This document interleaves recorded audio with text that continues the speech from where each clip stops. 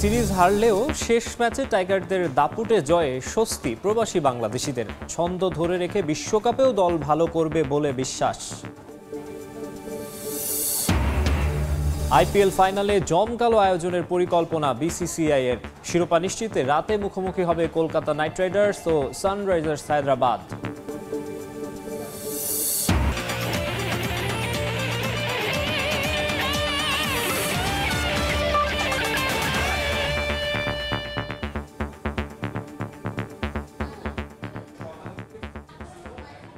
বিশ্বের নানা প্রান্তের খেলাধুলার খবর নিয়ে আমাদের নিয়মিত আয়োজন খেলার সময়, আর এই আয়োজনে আপনাদের সঙ্গে আছি আমি মাকসুম আলম খান।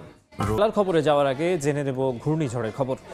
উপকূলীয় বিভিন্ন জেলায় প্রভাব পড়তে শুরু করেছে রেমালের। বিস্তারিত জানাতে সাতক্ষীরার শ্যামনগরে সহকর্মী তানজিম আহমেদ এবং কক্সবাজার সমুদ্র সৈকতে আছেন সহকর্মী সুজাউদ্দিন রুবেল। সরাসরি প্রথমে যাচ্ছি তানজিমের কাছে। তানজিম, সময় গড়াচ্ছে, শক্তি বাড়াচ্ছে ঘূর্ণিঝড় রিমেল, বেগ বাড়ছে বাতাসের, নদীতে পানিও বৃদ্ধি পেয়েছে বেশ। সাতক্ষীরার যে উপকূল জুড়ে, এই উপকূলে কিন্তু ঘূর্ণিঝড় রিমেলের প্রভাব পড়তে শুরু হয়েছে। ইতিমধ্যে যে 10 নম্বর সতর্কতা সংকেত, এর ফলে কিন্তু এক ধরনের আতঙ্কিত অবস্থা বিরাজ করছে উপকূলে। অর্থাৎ যে মে মাসের এই ঘূর্ণিঝড়টি আসছে, সেই সময় কিন্তু আসলে প্রতি বছরই আসলে একটি না কোনো দুর্যোগ ঘটে এই মে মাসে। এর ফলে কিন্তু উপকূলবাসী এক ধরনের আসলে তারা প্রস্তুতিও নিয়ে রেখেছেন। তারা বলছেন যে এই ঝড়টি যদি আসে, তার জন্য তাদের যে প্রস্তুতি, সেই প্রস্তুতিটা রয়েছে। তবে এই ঘূর্ণিঝড়টি সন্ধ্যা নাগাদ আশ্রয় পড়লে আসলে তারা বলছেন যে অরক্ষিত বেড়িবাঁধ রয়েছে এই সাতক্ষীরার উপকূলে, আশাশুনি শ্যামনগর যে উপজেলা সেখানে। এর ফলে কিন্তু সেই অরক্ষিত বেড়িবাঁধগুলো থেকে যদি পানি ঢোকে, তাহলে কিন্তু নিম্নাঞ্চল প্লাবিত হওয়ার পাশাপাশি জানমালের ক্ষয়ক্ষতি হতে পারে বলে আমরা দেখছি। যে নদী তীরে রয়েছে, আমাদের ঠিক এক প্রান্তে রয়েছে শ্যামনগর উপজেলা এবং এক প্রান্তে রয়েছে আশাশুনি উপজেলা, দুটি সবচেয়ে বেশি দুর্যোগ প্রবণ উপজেলা। এবং এই ফলে কিন্তু এখানে যারা রয়েছেন তারা বলছেন যে তারা এই যে এই দুর্যোগের মধ্যে আসলে তাদের ঠিক কি ধরনের ক্ষতি হবে সেই বিষয়টি তারা এখনো বুঝতে পারছেন না। তবে তারা প্রস্তুতি নেওয়ার কথা বলছেন। আমরা দেখি জেলা প্রশাসনের পক্ষ থেকে, ফায়ার সার্ভিসের পক্ষ থেকে, আইন শৃঙ্খলা বাহিনী রয়েছেন, স্বেচ্ছাসেবকরা রয়েছেন, তারা চেষ্টা করছেন যে সাধারণ মানুষ যারা রয়েছেন তারা যেন নিরাপদ আশ্রয় কেন্দ্রগুলোতে অবস্থান নেন। কিন্তু এখন পর্যন্ত আমরা দেখছি যে আসলে আশ্রয় কেন্দ্রগুলোতে যেতে খুব একটা বেশি আগ্রহী নন উপকূলবাসী। তারা বলছেন যে সন্ধ্যা নাগাদ যখন আঘাত আনার আগে হয়তো তারা যাওয়ার চিন্তা করবেন। এর বাইরে যে অরক্ষিত উপকূল রয়েছে, বেড়িবাঁধ রয়েছে, সেইগুলো যেন সংস্কার নয়, টেকসই বেড়িবাঁধ নির্মাণ হয়, তাহলে কিন্তু তারা যে উপকূলবাসী তারা তাদের যে রক্ষা কবচ সেটি আসলে তারা অবতরণ বলছেন। এর বাইরে আমরা দেখি যে যারা স্বেচ্ছাসেবক সদস্য রয়েছেন তারা সকাল থেকে চেষ্টা করে যাচ্ছেন তাদেরকে নিরাপদ জায়গায় নিতে। এবং সাতক্ষীরার যে শ্যামনগর এবং আশাশুনি উপজেলায় যে দুর্যোগ প্রবণ উপজেলা এবং এখানের যে ঘূর্ণিঝড় রিমেলের আসার যে খবর, আমার কাছে এই ছিল সর্বশেষ। আমরা এখন যাব কক্সবাজারে, সেখানে রয়েছেন সহকর্মী সুজাউদ্দিন রুবেল। বেলা বাড়ছে এবং ঘূর্ণিঝড়ের প্রভাব পড়তে শুরু করেছে। একদিকে যেমন বাতাসের গতিবেগ বেড়েছে, ঠিক তেমনি বৃষ্টিপাত হচ্ছে, পাশাপাশি সাগর উত্তাল। এখন ভাটা চলছে। এই ভাটার মাঝেও কিন্তু সাগরের যে বিশাল বিশাল ঢেউ, সেটি আসলে অনেকটাই ভয়ঙ্কর। এই ভয়ঙ্কর ঢেউগুলো কিন্তু উপকূলে আঘাত করছে। আমরা এরই মধ্যে কক্সবাজারের উপকূলীয় এলাকা মহেশখালী, কুতুবদিয়া এবং যে প্রবালদ্বীপ সেন্ট মার্টিন রয়েছে, সেই সব এলাকায় অনেক জায়গায় বেড়িবাঁধ ভেঙে পানি লোকালয়ে প্রবেশ করেছে এবং সেই লোকালয়ে প্রবেশ করা পানি এরই মধ্যে অনেকের আতঙ্কের কারণ হয়ে দাঁড়িয়েছে। উপকূলবাসী এখন অনেকটাই আতঙ্কিত। এর মধ্যে আপনারা লক্ষ্য করবেন এই বিশাল বিশাল ঢেউ, এই ঢেউর মাত্রাটা সকালের দিকে ছিল 4 থেকে 5 ফুট, এখন সেটি অনেকটাই 8 ফুটের উপরে পানি প্রবাহিত হচ্ছে, যেটির মাত্রা বলা হচ্ছে প্রায় জলোচ্ছ্বাস আকার ধারণ করে সেটি 12 ফুট উচ্চতায় প্রবাহিত হবে। তবে ভাটার সময় এত বিশাল ঢেউ, এত বেশি ঢেউ এবং পানির উচ্চতায় সেটি আগে কোনোদিন দেখেনি এখানকার স্থানীয় ব্যবসায়ী থেকে শুরু করে অনেকেই। এখানে বারবার প্রশাসন চেষ্টা করছে এখানকার মানুষজন যাতে নিরাপদ রাখা যায়, তার জন্য তাদের যে সব ধরনের কার্যক্রম সেটি চালিয়ে যাচ্ছে। জেলা প্রশাসক যেটি জানিয়েছে 638টি আশ্রয়কেন্দ্র খোলা হয়েছে, মানুষজনকে আনার চেষ্টা করা হচ্ছে। পাশাপাশি 9000-এর অধিক স্বেচ্ছাসেবক প্রস্তুত রয়েছে যারা এই ঘূর্ণিঝড় মোকাবেলায় তারা সার্বক্ষণিক কাজ করছে। তবে এখানে সমুদ্র সৈকত এলাকা আমরা যেটি লক্ষ্য করছি, মানুষজন এই যে প্রশাসনের যে নিষেধাজ্ঞা সেগুলো মানছে না, অনেকে মানছে আবার অনেকে মানছে না, তারপরে জোর করে তাদেরকে তুলে দেওয়া হচ্ছে। তো এই ছিল আমার কাছে ঘূর্ণিঝড়ের সবশেষ তথ্য কক্সবাজার থেকে। জি, মানুষজন যারা এই মুহূর্তে সৈকতে অবস্থান করছে তারাও আসলে সতর্ক হবেন সেটি প্রত্যাশা করা যায়। আর আসলে ঘূর্ণিঝড় রেমালের খবর জানাতে আমাদের সঙ্গে কক্সবাজার থেকে যুক্ত হয়েছিলেন সুজাউদ্দিন রেবল এবং তার আগে সাতক্ষীরা থেকে যুক্ত হয়েছিলেন তানজিম। এবার এদিকে সিরিজ হারলেও শেষ ম্যাচে টাইগারদের দাপুটে জয় স্বস্তি দিয়েছে প্রবাসী বাংলাদেশিদের। হিউস্টনের প্রেরি ভিউ ক্রিকেট গ্রাউন্ডে তৃতীয় টি-20তেও লাল সবুজের হয়ে গলা ফাটিয়েছেন অসংখ্য টাইগার সমর্থক। শেষ ম্যাচের ছন্দ ধরে রেখে নাজবুল হোসেন শান্তর দল বিশ্বকাপেও ভালো করবে বলে প্রত্যাশা তাদের। যুক্তরাষ্ট্রে এসব প্রবাসীর কথা শুনেছেন লস্কর আল মামুন। সিরিজ আগেই হাতছাড়া হয়েছে, তাতে কি? প্রিয় জন্মভূমির সমর্থনে শেষ ম্যাচেও মাঠে হাজির বিপুল সংখ্যক প্রবাসী বাংলাদেশি। প্রথম দুই ম্যাচে না পারলেও দলের ওপর বিশ্বাসটা ঠিকই ছিল এসব সমর্থকদের। বিরাট ব্যবধানে জয় মিলেছে অবশেষে। এখন প্রত্যাশা এই মোমেন্টামে ছন্দে ফিরবে নাজমুল হোসেন শান্তর দল। দুই ম্যাচের হতাশার পর আজকে আশার বাণী, অলওয়েজ বাংলাদেশের সাথে আছি এবং গুড লাক বাংলাদেশ। বাংলাদেশের কাছে যে ধরনের খেলা প্রত্যাশা করি তারা সেইভাবে প্রত্যাশা মতো খেলতে পেরেছে। আশা করি ওয়ার্ল্ড কাপে তারা এই মোমেন্টামটা ধরে রাখবে এবং সেকেন্ড রাউন্ডটা নিশ্চিত করবে। একটা মোমেন্টাম নিয়ে, কনফিডেন্স নিয়ে আমরা অনেক হাই শেষ করছি। আশা করি শ্রীলঙ্কার সাথে এই কনফিডেন্সটা কাজে দেবে। গো টাইগার্স। বিশ্বকাপের আগে তো দারুণ জয় এনে দিয়েছে, সেটি অবশ্যই বড় বিশ্বকাপে একটা বড় মোমেন্টাম বাংলাদেশ দল ফিরে পাবে বলে আশা করি। Finally we won the match. I'm really happy and excited. This is the strong comeback we needed and we got the strong comeback, so hopefully we will do well in the World Cup now, inshallah. হিউস্টনে বাংলাদেশের record গড়া জয়, মাঠে যাওয়া সমর্থকরা পুরোপুরি সন্তুষ্ট। লাল সবুজের সমর্থনে বিশ্বকাপেও গলা ফাটানোর অঙ্গীকার অনেকের। আমি শ্রীলঙ্কা ভার্সেস বাংলাদেশের যে ম্যাচটা এটা ডালাসে দেখতে যাব। হোপফুলি বাংলাদেশ ইনশাল্লাহ জিতবে এবং and I am very hopeful with their mindset and the body language that they showed today. So they actually showed their true face today. So I think that's a good gesture for all of আস।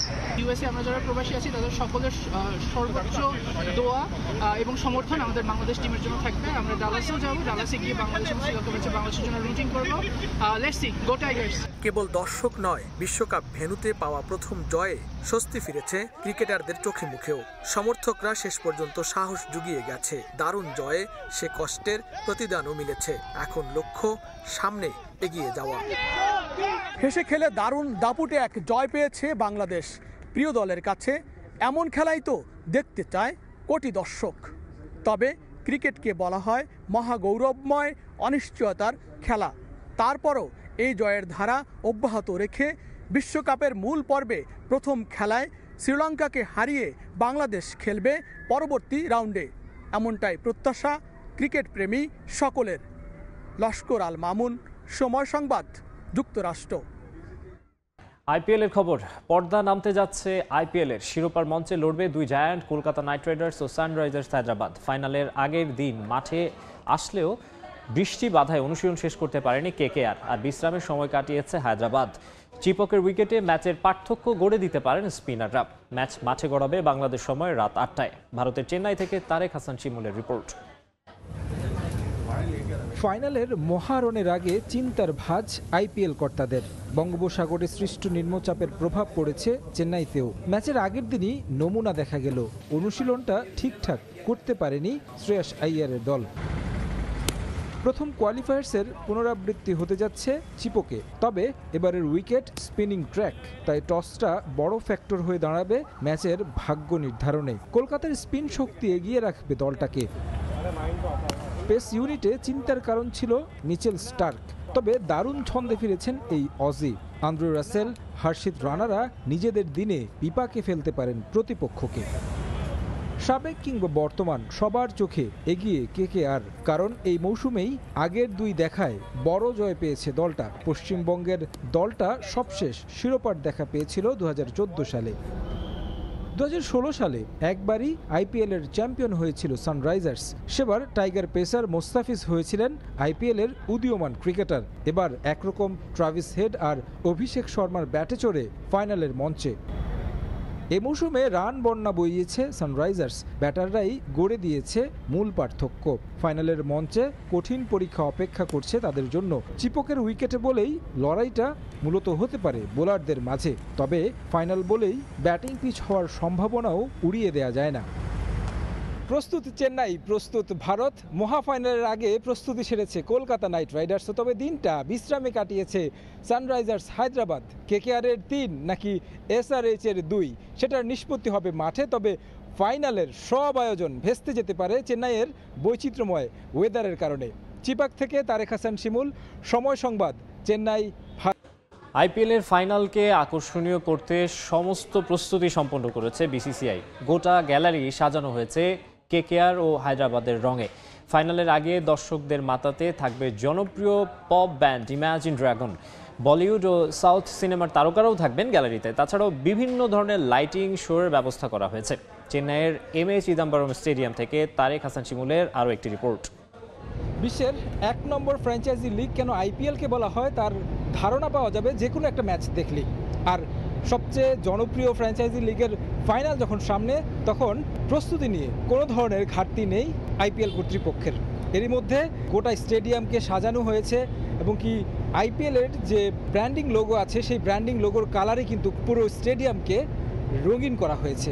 আনুষ্ঠানিকতা থাকবে এবং তারপরে কিন্তু final match শুরু হবে। তার আগে আমরা সবসময় দেখি যে নাচ গান কিংবা কনসার্টের আয়োজন করা হয় এবং কি তামিলনাড়ু ক্রিকেট অ্যাসোসিয়েশন পক্ষ থেকে এই প্রস্তুতিগুলো আসলে নেয়ার জন্য যত ধরনের কাজগুলো করা দরকার সেগুলো কিন্তু তারা সঠিকভাবেই কিন্তু এরই মধ্যে সম্পন্ন করে ফেলেছে। এবং কি আইপিএলের ফাইনালের আগে বরাবরই থাকে চোখ ধাঁধানো কনসার্ট। ব্যতিক্রম হচ্ছে না এবারও। ভারতীয় সঙ্গীত শিল্পীদের সঙ্গে মঞ্চ কাঁপাবেন বিখ্যাত পপ ব্যান্ড ইমাজিন ড্রাগন, যাদের দেখা যায় বিশ্বের সব স্পোর্টিং ইভেন্টে। এর আগে 2019 উয়েফা চ্যাম্পিয়ন্স লিগের ফাইনাল, 2014 এনবিএর উদ্বোধনী অনুষ্ঠানে গান গেয়েছে তারা। আবার 2015 সালে বায়ার্ন মিউনিখের বুন্দেসলিগা খেতাব উদযাপন অনুষ্ঠানেও ডাক পেয়েছিল ইমাজিন ড্রাগন। তবে ক্রিকেটের কোনো অনুষ্ঠানে প্রথমবার গান শোনাবে ব্যান্ডটি। প্রধান গায়ক ড্যান রেনল্ড এরই মধ্যে একটা ভিডিও বার্তাও দিয়েছেন। এখানকার যারা দর্শক কিংবা সাংবাদিক রয়েছেন তাদের সাথেও কথা বললাম। তারা আসলে বলছিলেন যে মহেন্দ্র সিং ধোনিকে আসলে অনেকে মিস করছেন। তিনি থাকলে যতটা জমজমাট হতো এই ফাইনালটা, সেটা কিছুটা হলেও ভাটা পড়েছে। কারণ গত দ্বিতীয় কোয়ালিফায়ারও আমরা দেখেছি অনেক দর্শক ধোনির জার্সি গায়ে কিন্তু এসেছিলেন। তবে অনেকের সাথে কথা হচ্ছিল এবং কি দ্বিতীয় কোয়ালিফায়ারের যে ম্যাচটি চেন্নাইতে হয়েছে সেখানে 35,000 দর্শকের জায়গায় 29,000 কিছু বেশি দর্শক উপস্থিত হয়েছে। কিন্তু ধোনি থাকলে যেটা হয়, মাঠে 35,000-এর পাশাপাশি বাহিরে এমন আরও 15 থেকে 20,000 দর্শকে চলাফেরা করে। তবে যেহেতু আইপিএলের ফাইনাল, সবাই প্রত্যাশা করছেন অনেক দর্শকের উপস্থিতি তো হবেই এবং কি মাঠে জমজমাট একটা লড়াই হবে। চিপকের মূল গেট দিয়ে প্রবেশ করলে পেছনে এরকম দেখা যাবে বড় বড় দুটা ছবি, শ্রেয়াস আইয়ার এবং কি পেট কামিংসের। দুই ক্রিকেটার শিরোপার জন্য লড়বেন মাঠে। তবে তাদের খেলা দেখার জন্য যারা স্টেডিয়ামে আসবেন তাদের জন্য সব ধরনের ব্যবস্থা কিন্তু এরই মধ্যে সম্পূর্ণ করেছে আইপিএল কর্তৃপক্ষ। অতিরিক্ত গরম যে কারণে রাখা হয়েছে সুপেয় পানির ব্যবস্থা এবং কি মেডিকেল ফ্যাসিলিটি তো রয়েছে। এখন দেখার বিষয় মাঠে দুই দল কতটা এন্টারটেইন করতে পারে দর্শকদের। এমএ চিদাম্বরম স্টেডিয়াম থেকে তারেক হাসান শিমুল, সময় সংবাদ, চেন্নাই, ভারত। আবারও স্বাগত খেলার সময়ে। হকির খবর। ফেডারেশন বিরোধী কর্মকাণ্ডের জন্য সংগঠক ও কোচ সহ মোট 5 জনকে আজীবন নিষিদ্ধ করেছে বাংলাদেশ হকি ফেডারেশন। এছাড়া প্রিমিয়ার হকি লিগে অনৈতিক কর্মকাণ্ডের জন্য শাস্তি পেয়েছেন বিভিন্ন ক্লাবের খেলোয়াড়, কোচ ও কর্মকর্তারা। সর্বোচ্চ 12 ম্যাচের জন্য নিষিদ্ধ হয়েছেন মোহামেডান অধিনায়ক রাসেল মাহমুদ জিমি। আর 4 বছরের জন্য নিষিদ্ধ হয়েছেন ফেডারেশন কর্মকর্তা আরিফুল হক প্রিন্স। আর যৌথ চ্যাম্পিয়ন ঘোষণা করা হয়েছে আবাহনী ও মেরিনারিয়ান্সকে। প্রিমিয়ার হকি লিগ যেন এক নাট্যমঞ্চ, যেখানে বিভিন্ন সময়ে বিভিন্ন চরিত্রে দেখা যায় ফেডারেশন ও লিগে অংশ নেওয়া ক্লাব কর্মকর্তাদের। সময়ের ব্যবধানে বদলায় নাটকের গল্প, পরিবর্তন হয় চরিত্রের।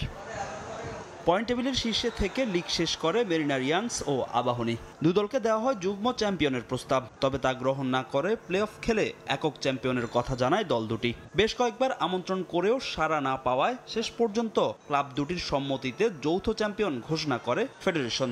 ক্লাবটাই খরচ করে তারা টিম করে, তাদের সম্মতিতেই আমাদেরকে অগ্রাধিকার দিতে হয়। সেটাই আমরা বিবেচনা রেখে আমরা এই উক্ত লিগে যুগ্ম চ্যাম্পিয়নশিপ আমরা ডিক্লেয়ার করি। লিগের নিয়ম বিরোধী কর্মকাণ্ড করায় বিভিন্ন মেয়াদে শাস্তির মুখে পড়তে হয়েছে বিভিন্ন ক্লাবের কর্মকর্তা, কোচ ও খেলোয়াড়দের। সর্বোচ্চ 12 ম্যাচের জন্য বহিষ্কার হয়েছেন মোহামেডান অধিনায়ক রাসেল মাহমুদ জিমি। মাঠে প্রবেশ করে খেলা বন্ধ করা 4 বছরের জন্য হকি মাঠে দায়িত্ব পালন থেকে নিষিদ্ধ হয়েছেন মোহামেডানের ম্যানেজার আরিফুল হক প্রিন্স, যদিও তাকে আজীবন নিষিদ্ধের জন্য সুপারিশ করেছিল ডিসিপ্লিনারি কমিটি।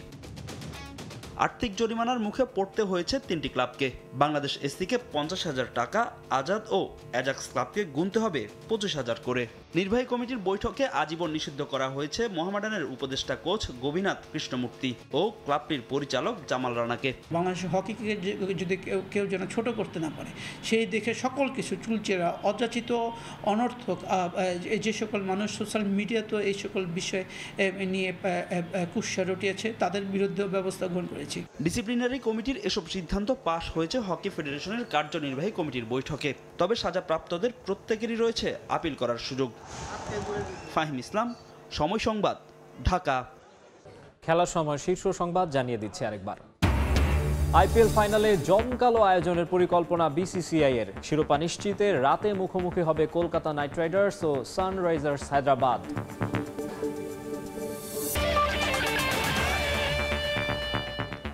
এই ছিল খেলার সময়ের এখনকার আয়োজন। দুপুরের সময় সঙ্গে থাকবেন শায়লা রহমান ইমা।